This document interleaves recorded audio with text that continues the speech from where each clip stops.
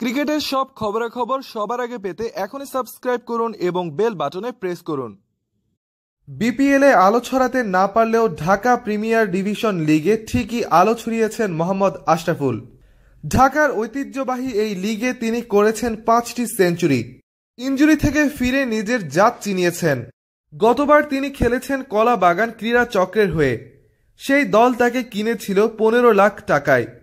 দলের হয়ে এমন দারুণ পারফরমেন্স করার পরেও হতভাগ্যের সাথে গতবার কলাবাগান ক্রীড়া চক্র তাকে কিনেছিল 15 লাখ টাকায়।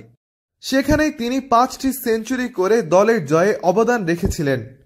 স্বভাবতই সবাই ভেবেছিল প্রিমিয়ার লিগে হয়তো দাম পাবেন মোহাম্মদ আশরাফুল, কিন্তু নিলামে ঘটল উল্টো ঘটনা। চরম অন্যায় করা হলো মোহাম্মদ আশরাফুলের সাথে। 1 টাকাও বেশি পারিশ্রমিক অঙ্ক পেলেন না তিনি। ঠিক আগের দামেই কেনা হলো মোহাম্মদ আশরাফুলকে। জাতীয় দলের জন্য পরিশ্রম করে যাওয়া একজন খেলোয়াড়ের জন্য এই বিষয়টি সত্যি হতাশাজনক।